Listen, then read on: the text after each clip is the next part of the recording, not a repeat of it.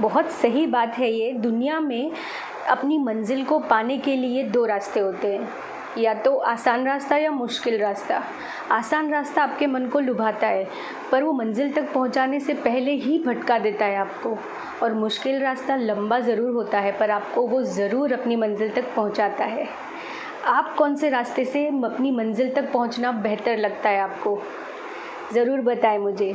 So guys, this is Devika again with a wonderful thought and a beautiful message. आज हम बात करेंगे will power के बारे में। आप अपना विल पावर कैसे बनाएं और कितना स्ट्रॉन्ग है आपका विल पावर अपनी सक्सेस को पाने के लिए। So let's get started. तो चलो एक छोटे से स्टोरी से समझते हैं कि विल पावर कितना ज़रूरी है। एक गांव में एक साधु रहता था जो जब भी नाचता बारिश होती। तो जब भी गांव वालों को लगता कि हमें बारिश की ज़रूरत है, वो साधु को याद करते। ऐसे थोड़े टाइम बाद जब ये शहर वालों को पता चला कि गांव में एक साधु के नाचने से बारिश होती है, तो वो शहर वाले अपनी पढ़ाई के घमंड में उन्होंने गांव वालों को चुनौती दे दी कि इस साधु के नाचने से बारिश होती है तो हमारे भी नाचने से बारिश होगी, हम भी नाचेंगे। अगर हमारे नाचने से बारिश नहीं होती है तो साधु के नाचने से भी बारिश नहीं होगी। फिर क्या, गांव वाले उन लड़कों को साधु की कुटिया पर लेकर आए, साधु को पूरी बात बताई। लड़कों ने नाचना शुरू किया। आधा घंटा बीता, एक लड़का थक कर बैठ गया। 1 घंटा बीता, दूसरा लड़का थक कर बैठ गया। कोई बारिश नहीं हुई और दोनों निराश होकर बैठ गए। फिर साधु की बारी आई। 1 घंटा बीता, साधु नाचता रहा। 2 घंटा बीता, फिर भी साधु नाचता रहा, पर बारिश नहीं हुई। ऐसे ही सुबह से शाम हो गई, शाम ढलने लगी, साधु नाचता रहा। फिर अचानक से बादल के गड़गड़ाने की आवाज़ आई और ज़ोरों से बारिश हुई। सब लोग देख के दंग रह गए और लड़के साधु के पास गए और उनसे क्षमा मांगी और उनसे पूछा कि हमारे नाचने पे बारिश क्यों नहीं हुई और आपके नाचने पे बारिश क्यों हुई। साधु ने जवाब दिया कि जब मैं नाचता हूँ तो मैं 2 बातों का ध्यान अवश्य रखता हूँ।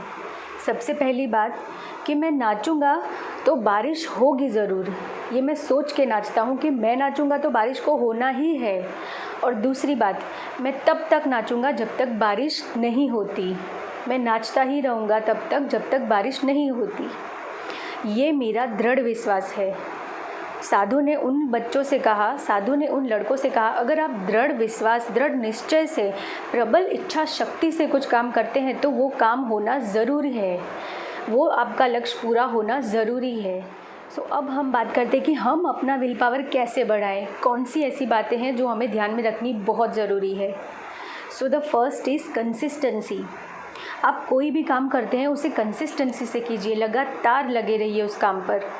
अब आप उस काम को थोड़ा भी ब्रेक या अपने आलस की वजह से या कोई और रीज़न की वजह से अपना माइंड डिस्ट्रैक्ट ना करें। जैसे अगर आपको वेट लॉस करना है, तो आपने अगर डिसाइड किया हो मुझे इस मंथ में इतना वेट लॉस करना है, तो आप वो डेली प्रैक्टिस, डेली वर्कआउट करें कि मुझे रोज़ की इतनी कैलोरीज तो बर्न करनी ही है। एनी हाउ, अगर आपके काम में, आपके लक्ष्य में कंसिस्टेंसी है, तभी आप कुछ हासिल कर सकते हैं। Second is stay motivated.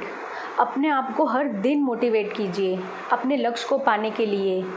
बहुत सारी मोटिवेशनल स्टोरीज़ होती है, बहुत सारी इंस्पिरेशनल स्पीच सुने ताकि आप कभी भी निराश ना हो। कभी कुछ आपके साथ कुछ मिस्टेक या कुछ गलती हो जाती है या कुछ चीज़ें या कुछ सर्कमस्टेंसेस को लेके आप निराश हो जाते हो, तो निराश मत हो, अपने आप को मोटिवेट रखें। डेली मोटिवेशन आपके और आपके फ्यूचर के लिए बहुत ज़रूरी है। Third is self acceptance. अपने आप को जैसे हैं वैसे एक्सेप्ट करें, चाहे कैसी भी सिचुएशन हो, चाहे आपका कॉन्फिडेंस लेवल अभी कम हो तो उसे धीरे धीरे ग्रो करें। आपका नॉलेज पावर कितना है, आप जैसी भी सिचुएशन में अभी हैं, आप आगे बढ़ना चाहते हैं तो जैसे हैं फर्स्ट वैसे पहले खुद को एक्सेप्ट करें, फिर उसमें धीरे धीरे आगे बढ़ें। उसको अपनी सिचुएशन को लेके ना पैनिक हो ना फ्रस्ट्रेट हो, उसे कामली एक्सेप्ट करें और फिर धीरे धीरे आगे बढ़ें। Fourth is preparation in right direction.